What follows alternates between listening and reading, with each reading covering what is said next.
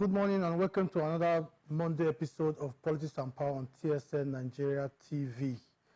I am your regular host, Farez Okpere. Today we'll be looking at the road to 2023 general elections, which is just about 6 months from September of 2022.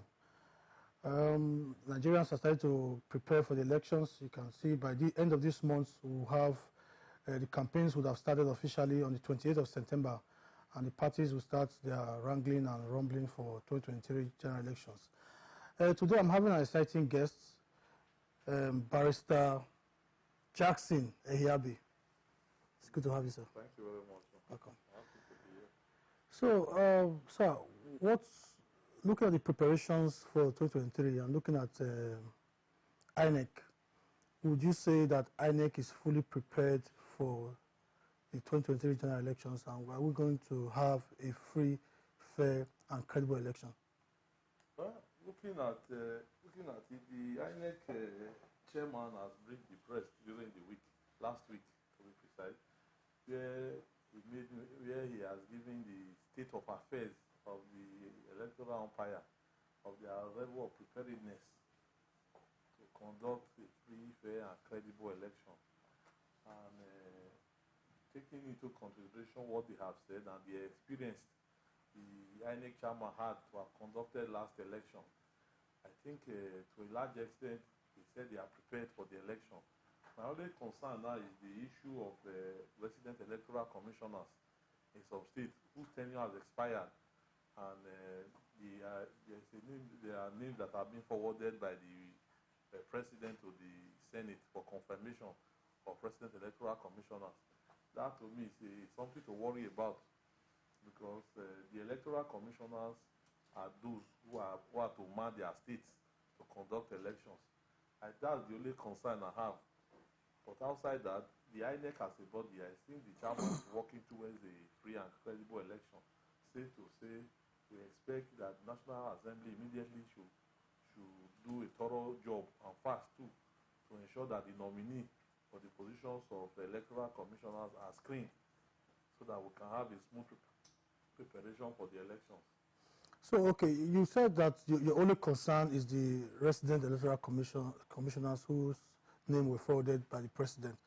Are you not worried about the level of insecurity in Nigeria? Do you think that elections can go on under this atmosphere of insecurity, particularly in the northeast, northwest, north central, southeast, and even the south-south? Well, there's nobody that will not be concerned about the level of security. But those who are supposed to be in charge of security have come out to tell us that they are prepared. I think the chief of army staff, the chief of defense staff, they briefed the press during the week and said that election must hold in 2023. But I want to say that they should do more than that in saying election will hold, because a lot of the citizens seems to be losing confidence in this security agency. For instance, I'm aware that in the southeast there's usually no movement on Mondays. Last week, Tuesday, when Nnamdi Kanu's matter came up at the Court of Appeal, there was still no movement in the whole of southeast. And that southeast is where you have policemen, where you have army division. So when the citizens are able to take instruction from let me use the word, from unknown gunmen, and we are supposed to have army, we are supposed to have air force, we are supposed to have policemen in that region, it's a cause for us to be concerned, because I see a situation where it may even be possible for these same unknown gunmen to come out on election day in the southeast and say we don't want election, and the fear of coming, and the citizens who they are normally used to will be scared to come out to cast their vote, and that may affect the turnout of the election. So I want to encourage the security chiefs, the police, the IG of police, the commissioner of police. They should do more than lip service. We need to see action.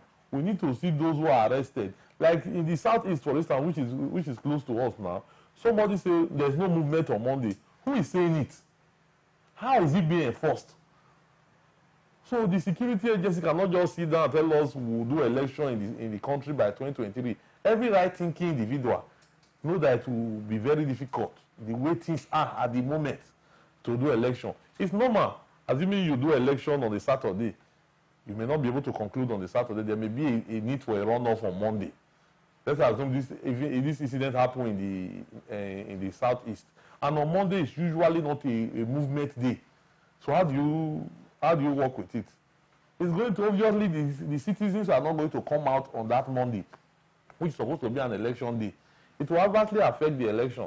So I want to call that there is a need for all of us to sit down, especially the security agency, because this election has been planned for well over 4 years. We knew that election was coming up next year. And so all hands need to be on deck to ensure that if we need assistance, if we need support, whatever we need to ensure that we are able to have a credible election. But not to say for your question, there is need for all right-thinking individuals to be worried at the level of security of the country at the moment. But those who are supposed to be in charge have told us they are ready, and we believe them. Okay, so looking at the candidates of the PDP, the APC, the Labour Party, and all other candidates of other parties, I can't really mention all of them. Would you say that you are hopeful for the future of Nigeria, looking at the caliber of people who have shown interest to become the next president of Nigeria? Well, you don't give what you don't have. And in this instance now, the PDP has presented a candidate. The APC has presented a candidate, save for the Labour Party. Then we have the NNPC that has also presented a candidate. To me, these are the 4 prominent parties, to say. Let's say 3, because Konkoso, who in this part of the country, we may not really know much about Rabiu Musa Konkoso, which is the candidate of the NNPC. But for the others, Peter Obi, Asiwaju Bola Ahmed Tinubu, and Atiku Abubakar, these are prominent citizens and renowned citizens. For somebody like Atiku, who has gone about 3-4 times in his quest to be Nigeria's president, he has always told us he's ready to be the president of Nigeria. For Asiwaju Bola Ahmed Tinubu, who believes this is his time to be president. Yes, he has said this is his time to be president, meaning he has worked behind the scene to be president. But you can see that a lot of Nigerians seems to have seen much of Atiku Abubakar and Asiwaju Ahmed Tinubu. They have been major political actors in the country at both state level and national level, at least for the past 15 years.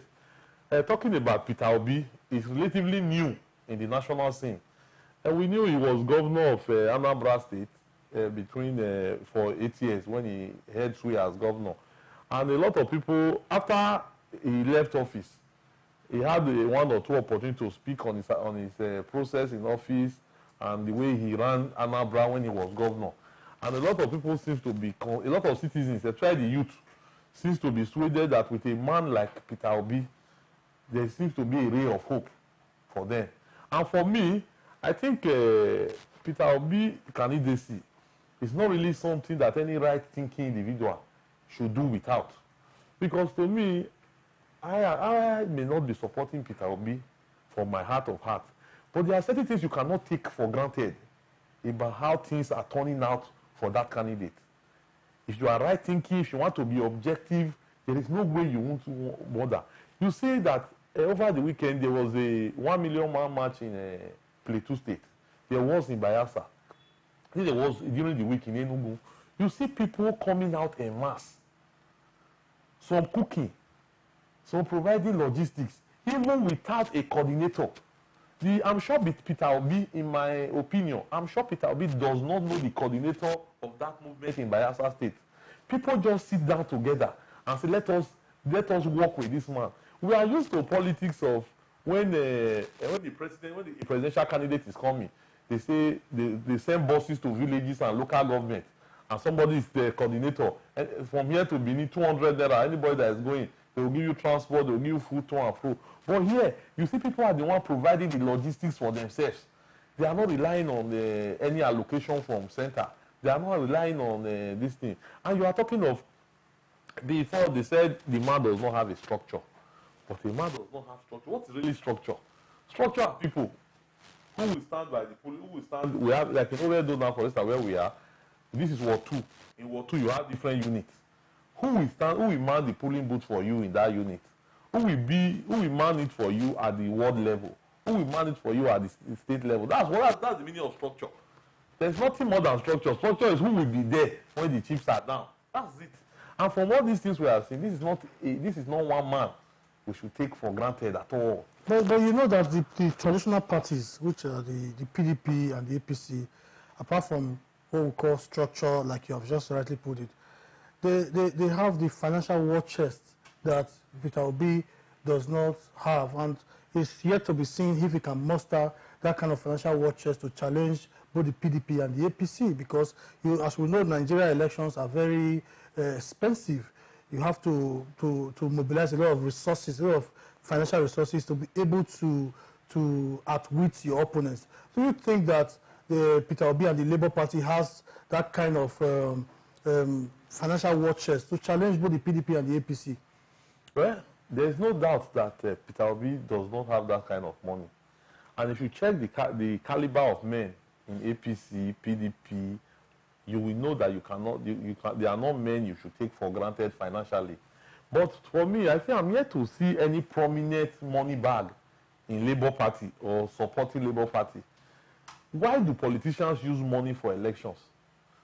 Politicians use money for elections to gather vote. That is why you need a war chest, why you need, that's the bottom line.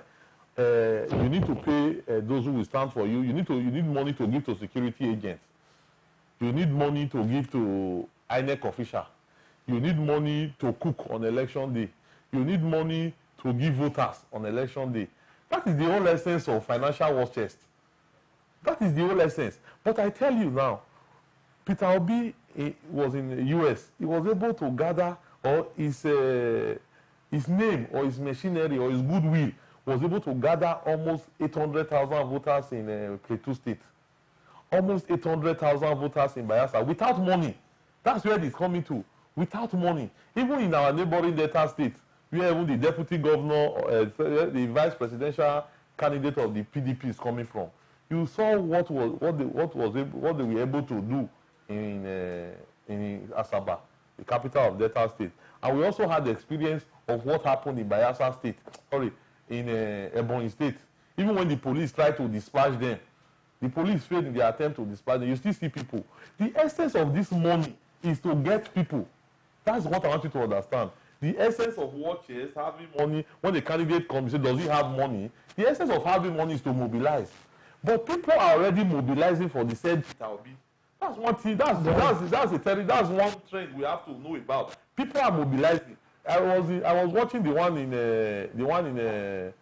they are preparing for in Lagos on October 1st, and you see that people are already making. I saw shirts. This package shirt being made with the head of Peter Obi, Labour Party with the head of. I'm not sure Peter Obi is aware of where this funding are coming from. That is the difference between Peter Obi and Asiwaju Ahmed Tinubu. Okay, let's digress a little bit. You supported the current governor of Edo State. Yes. You were a huge supporter of the governor of Edo State in the last elections. What has changed? Because I noticed that recently the support hasn't been as much as it used to be. Well, you know, they said the human being is not predictable. We cannot actually predict the human being. Maybe my expectation for the governor was too high. Maybe he has not been able to live up to my personal, it's personal to me, my expectation. You know, so what are your expectations? You know, I don't work with government. I work on my own. What are you expecting the governor to do? That's the point I'm trying to say, that I don't work for government. So for the areas that has to do with salary payment, I think the governor is doing well. Because I learned the governor pays salary either 26th or 25th of a month from those who work from government, who are here from. That has been one of the hallmark of the government. And I learned, and you can see that there are some sort of infrastructure where the governor is trying to make an impact. Like you can see the state secretariat, you can see the your summer power. Well, for the Osimo power, I don't know much about it, but I can see the dividends of Osimo power because I've learned from one or two that they said it's a private arrangement, but I'm not interested in that. But you can see that there is an element of the governor trying to make impact there. But firstly, my issues with what really did not go down well with me, with the way the state is being run. One, for you to be a governor or for you to run a state, you have to be a team player. It's not the governor, it's just one person. You cannot have 20 governors at the same time. You cannot have 10 governors at the same time. At every time, there is only one champion in a state, which is the governor. We have had Lucky Gnedion do his governor, his ambition, his time. We had Osunbodi the short time he did. We had Adam Soshomole, who was the champion at the time. And now we have Governor Obaseki, which is doing his own.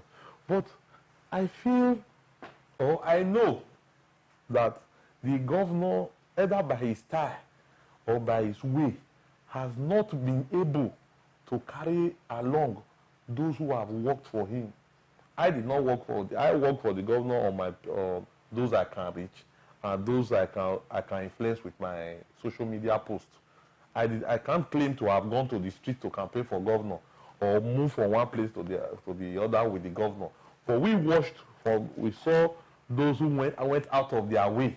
For instance, now, let me digress a bit. I may not know much, so I may not be talking from an insider angle from what I'm talking about. I'm talking from what a man in the street who is active politically may be able to see. For instance, now, I don't know why, for whatever reason, why we will have a problem, why the PDP will have a problem in the Edo State. I don't know why. The PDP has been in opposition since Adam Soshomole's administration. If I count, it was well over 12 years the party has been in darkness. Let me use that language. And somehow, the party was able to move. Politics, to me, is about compromise. Politics, to me, is about give and take. The governor came into the party.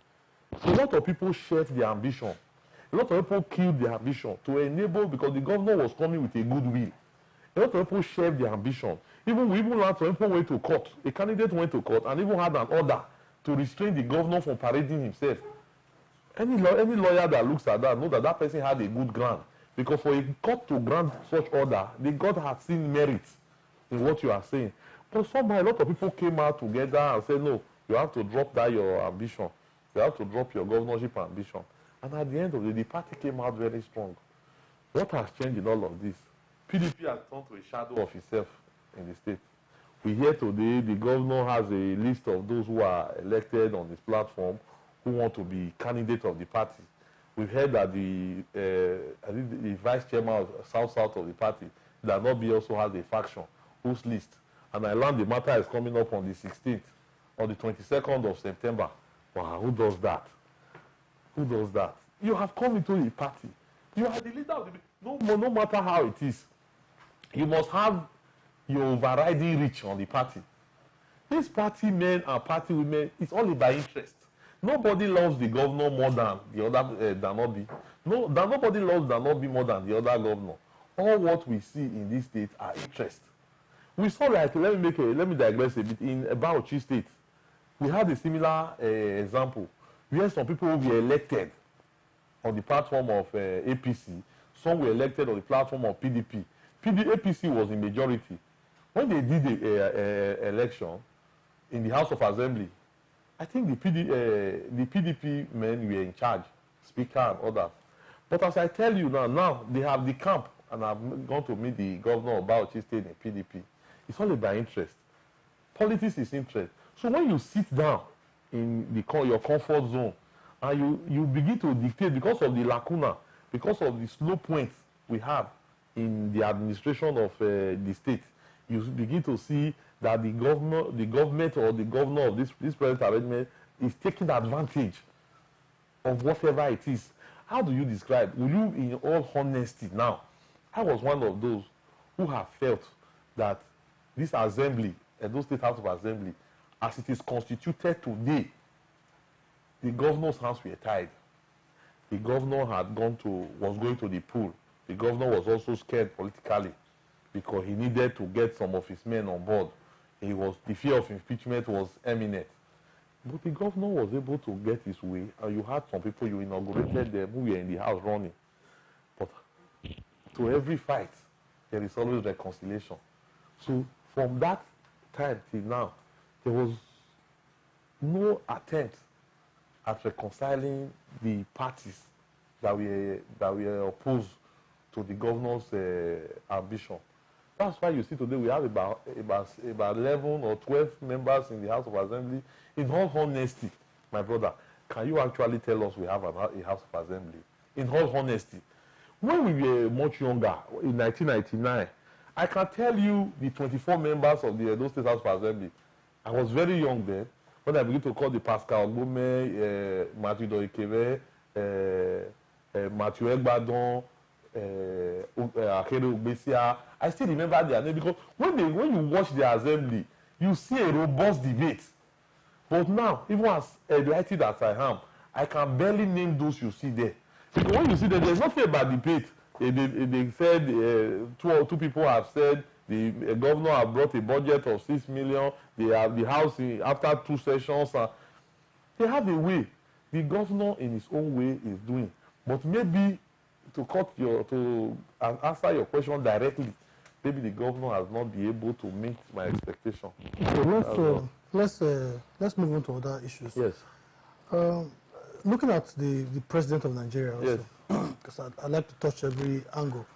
Looking at the president of Nigeria and look at this current administration that is going to elapse in May 29 of 2023, would you say that you are impressed with the achievements of President Muhammadu Buhari? Are Nigerians feeling better today under his administration? Even the APC chieftains are not satisfied with the administration of President Muhammadu Buhari.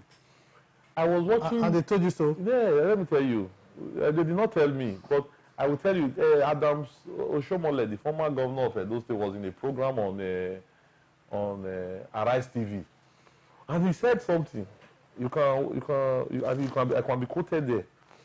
When they were asking him, but the Buhari government has not done so much, Tinubu is supposed to leverage on the administration of Adams Oshomole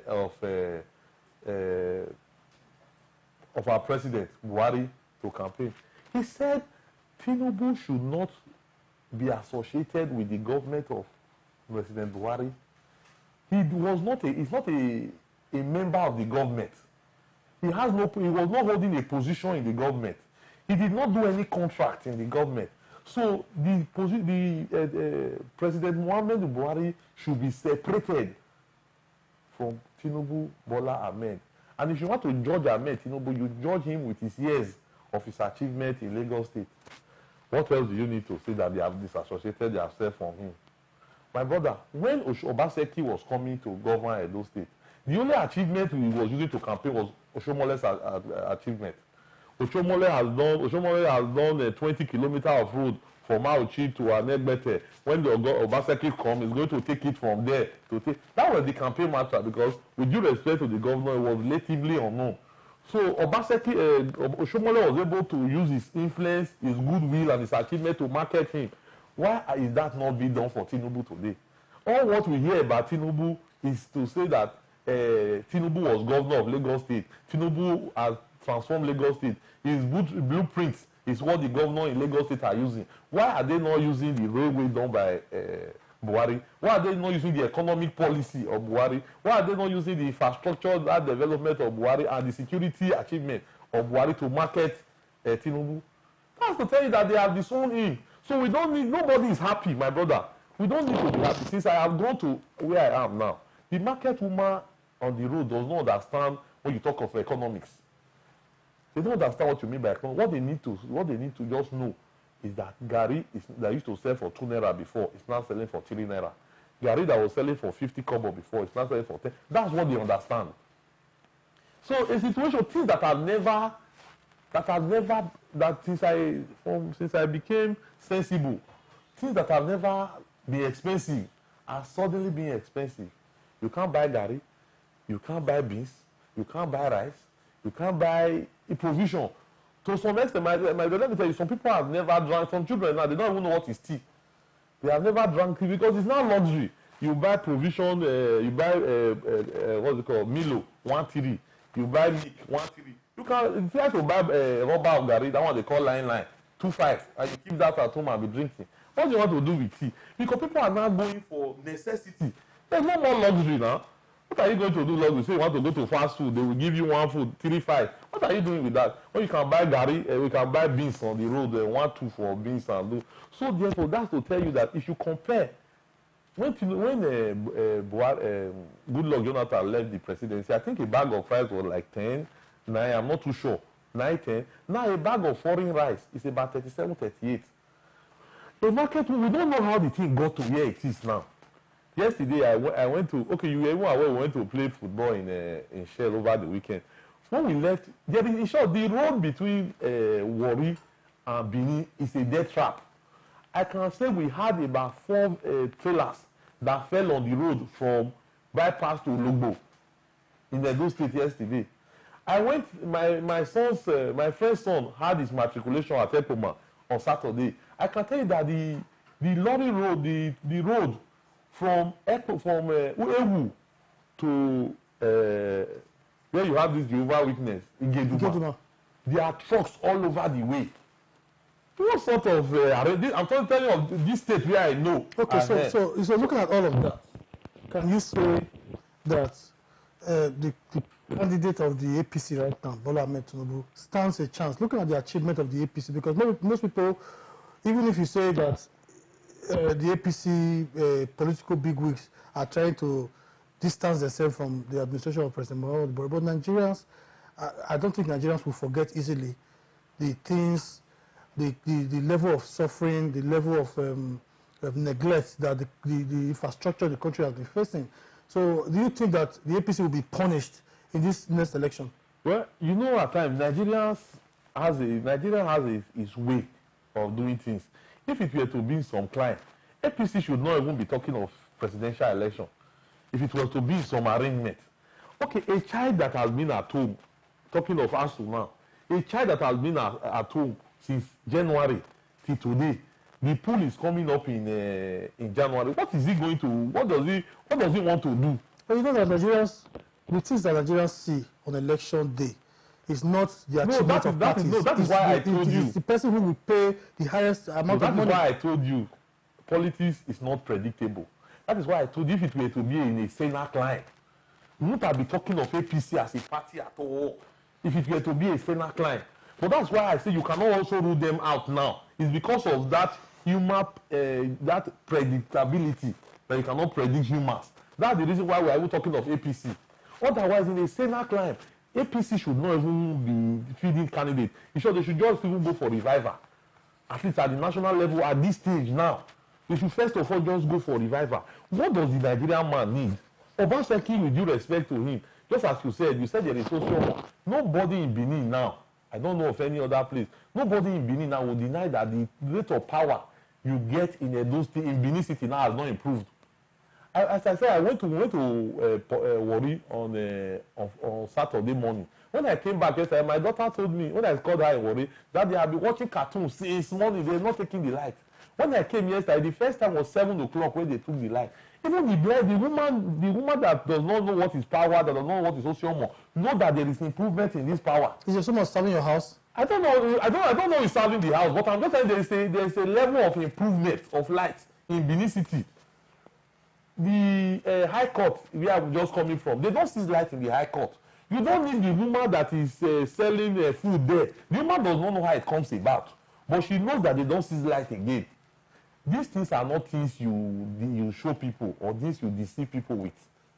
You understand? So therefore, the Buhari administration, in terms of food security, you cannot give that to them. Beans, there's beans they used to call loka also. That beans used to, the people don't eat that beans then now. It used to be 550, 500, 550. When I go to customary court close to forestry, when I just finish there, if I just get appearance fee, I will just enter there. I will just say, give me 4 rubber of beans. I will just carry the money. Uloka. But now, do you know that Uloka now, from that time to now, that Uloka now is 1918. That was things that people don't eat before. So there is really nothing you can say that this, in my opinion, there is really nothing you can say, and maybe, I don't know, but for me, if there is nothing you can say this APC government has done that will now say, okay, they deserve a pat on the back. I think the APC should go now, at the national level, should go home now and relax and just allow people, maybe other parties, give a show of themselves. Let us try another party. Let Labour Party also do 8 years. They will now say we have tried Labour, we have tried PDP, we have tried APC. But as it is, my brother, in a Senate line, the APC should not be talking of presidency. Professor Jackson, thank you so much for your time. Thank you very much for having me. I appreciate it. It was an exciting topic today, an exciting discussion today. We'll be back here again on Wednesday. Please do well to follow our YouTube channel, TSL Nigeria TV. Click on the link so that you get our videos firsthand, you watch them, and do well to share them. We'll see you again on Wednesday. Bye-bye.